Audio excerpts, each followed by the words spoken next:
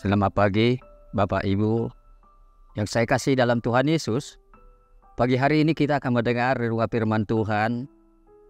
Anugerah adalah karunia terbesar.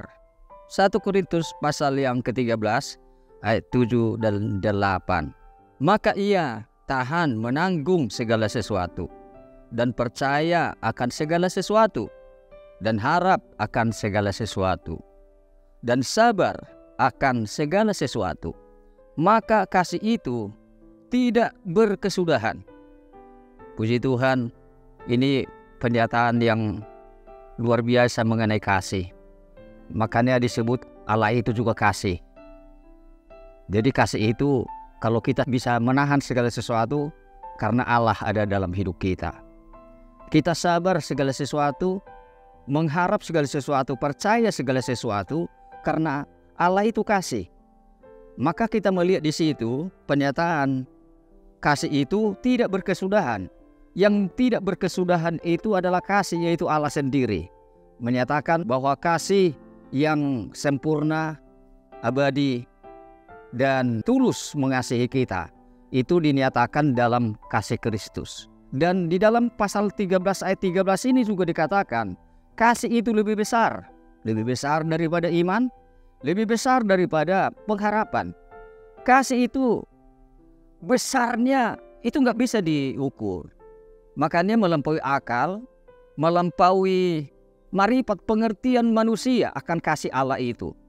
Jadi kita melihat betapa kita selalu membutuhkan kasih itu dalam setiap pemikiran kita, setiap tindakan kita, perkataan kita. Supaya kalau kasih dasarnya segala sesuatu, orang akan rindu akan pribadi Tuhan itu. Maka kita lihat di sini bagaimana kasih itu dinyatakan kepada kita lewat pengorbanan Tuhan Yesus. Jadi apapun yang kita lakukan itu harus berdasar dalam kasih. Itulah yang menjadikan kita sebagai orang yang percaya di dalam Kristus di dunia yang fana ini. Karena kita berkomunikasi dengan berbagai macam kalangan. Apalagi dengan media sosial sekarang ini, kalangan manapun bisa kita berkomunikasi. Bukan hanya keluarga kita, keluarga aja banyak perbedaan tentang keyakinan. Dan kita tahu kalau kasih itu mendasari, maka kita akan menjadi berkat. Kita menjadi penyataan kasih Allah itu di tengah dunia ini. Maka kita melihat Tuhan Yesus maka datang ke dunia ini, maka itu mewujudkan bahwa dia rela turun dari sorga untuk menyelamatkan kita, orang yang berdosa. Bapa yang di sorga itu selalu ada pada kita oleh karena Tuhan Yesus. Maka kita melihat di mana kita tahu bahwa Tuhan itu tidak pernah memandang muka. Ditulis dalam Roma pasal 2 ayat yang ke-11. Tuhan itu dia sebagai Bapa, bahkan dia mau menyatakan kasih itu kepada siapa saja. Bahwa dia benar-benar seorang pribadi yang adalah kasih.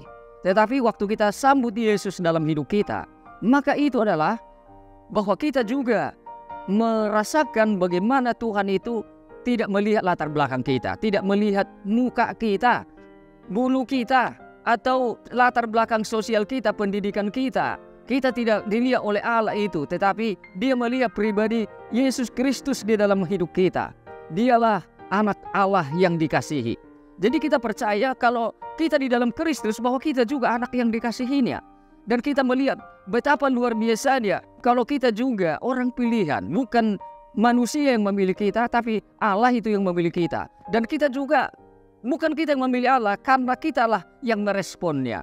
Kasih Allah itu dicurahkan rata. Ditulis juga Roma pasal 5 ayat 5. Bahwa kasih Allah dicurahkan rata oleh Roh Kudus dalam hati kita.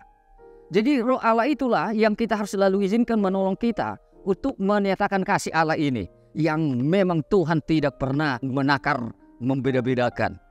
Masih saya ingat bahwa almarhum senior gembala dulu mengatakan selalu bahwa Tuhan itu memberkati kita rata. Dan juga memberitakan firman itu sama semua. Jadi apa yang firman Tuhan yang diberitakan itu semua tidak ada bedanya. Tinggal respon kita. Mengizinkan firman itu bekerja dalam hidup kita oleh Roh Kudus. Bukan oleh kekuatan kita, bukan juga oleh kepandaian kita, akal manusia. Tapi Tuhan melihat hati kita yang selalu mau merespon. Jadi intinya untuk penyataan kasih Allah ini adalah respon daripada manusia. Kita orang yang beriman ini, mari kita respon setiap situasi itu dari sudut pandang kasih Allah. Walaupun kelihatannya bahkan sudah menjadi abu, kalau kita tetap dalam kasih Allah, kita akan lihat bagaimana abu pun bisa jadi hidup lagi. Yang tidak ada menjadi ada. Yesus mati karena dosa kita, dibangkitkan Allah pada hari ketiga karena membenarkan kita. Jadi kita juga orang yang dibenarkan dan kita percaya kebenaran dikaruniakan kepada kita. Anugerah mewah gitu. Anugerah itu melimpah-limpah dalam hidup kita. Tinggal kita responi, kita menghadapkan diri kita kepada Sang Kasih itu, maka kita merasakan bahwa di tengah dunia kita tidak merasakan kehampaan. Karena kasih itu akan menjadi wujud nyata bahwa Allah di dalam kita dan kita di dalam Allah. Waktu kita mengasihi dan kita tidak takut apapun karena Allah itu maha kasih. Dan itulah memang penyataan di dalam perjanjian baru bahwa Allah itu kasih. Dulu dia dinyatakan di perjanjian lama. Allah maha kuasa, Allah maha besar, maha adil, dia maha hadir. Tetapi lebih mengasihi itu dinyatakan di dalam perjanjian baru. Melalui korban Kristus, dari situlah kita melihat adanya kasih yang memang mengasihi orang berdosa. Dia yang tidak menyayangkan anaknya yang tunggal itu dan mengaruniakannya kepada kita. Jadi puji Tuhan, respon kita di sini sama dengan Yohanes pasal 13 ayat 23-29. Di sana Yohanes rasul di mana ya penulis Alkitab Yohanes dan 1, 2, 3 Yohanes dia menulis, dia mengatakan bahwa tidak menulis dirinya tapi murid yang dikasihi. Itu menyatakan bahwa dia merasakan kasih itu dekat dengan dia.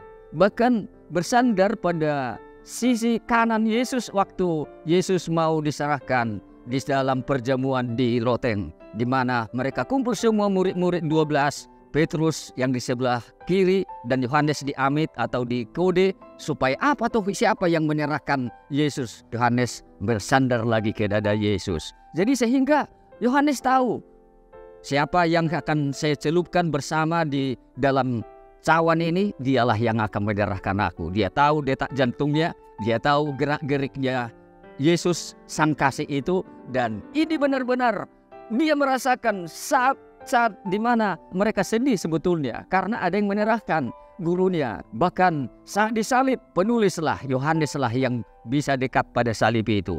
Di salib itu Yesus berkata, "Ibu, terimalah anakmu," mengatakan kepada Yohanes. Dan kepada Yohanes dikatakan, "Terimalah ibu." Jadi saat itu Yohanes menerima Maria, ibu Yesus, di rumahnya hari itu. Jadi kita lihat kasih itu tetap sampai kemanapun, dimanapun. Dia tidak pernah takut menghadapi ancaman. Dia tidak pernah takut menghadapi situasi apapun. Jadi kasih itu betapa hebatnya. Betapa kita memerlukan kasih itu dalam situasi dunia yang tidak bersahabat, dalam dunia yang keras. Bahkan saat di Danau Tiberias, bagaimana hanya Yohanes bisa tahu bahwa itu Tuhan. Mereka semua mencari ikan sepanjang malam, tidak ada yang dapat. Tapi waktu Yesus berdiri di pantai, siapa yang bisa mengetahui bahwa itu Yesus? Itu Tuhan, kata Yohanes. Maksudnya bahwa situasi mereka tidak dapat apa-apa, gagal, mereka begitu kecewa. Mereka menganggap bahwa guru mereka sudah mati dan tidak ada lagi. Tapi saat itu datanglah Yesus, bahwa itulah Tuhan. Dia tahu bahwa itu Tuhan, mengerti semua kebutuhan, mengerti ketakutannya, mengerti akan seluruh keberadaan mereka sebagai anak-anak Tuhan juga. Kita di tengah dunia ini, Tuhan tahu keberadaan kita. Asal kita tetap fokus kepada kasih, fokus mengasihi Tuhan dan juga sesama tentunya. Tidak mungkin kita mengasihi Tuhan dan tidak mengasihi sesama. Jadi puji Tuhan, jadi kasih itulah karunia terbesar. Tuhan itu tidak membedakan muka. Tuhan mencurahkan kasih-Nya rata dan juga responlah yang diminta oleh Tuhan. Merespon kasih itu. Jadi sama seperti Yohanes, dia respon dan dia terus ikut terus sampai ke salib, sampai Yesus ketemu dengan Yesus yang bangkit itu adalah karena respon yang tinggi akan kasih Allah itu yang tidak pernah berubah. Dulu kekal, sekarang sampai selama-lamanya. Puji Tuhan, mari kita berdoa. Terima kasih Bapa, kami bersyukur. Kasih adalah anugerah terbesar yang Tuhan karuniai kepada kami. Kami bersyukur bahwa Engkau memberikan kasih yang abadi, sempurna dan tulus kepada kami. Engkau yang mengejar kami sehingga kasih itu benar-benar yang mengubah hidup kami. Kasih itu mengubah setiap segi kehidupan kami. Pada pagi hari ini terima kasih Tuhan. Kami mau Tuhan merespon kasih-Mu supaya kami di tengah dunia ini, supaya Kristus boleh nyata. Allah mengasihi orang berdosa. Kami percaya bahwa Dia mengasihi semua orang.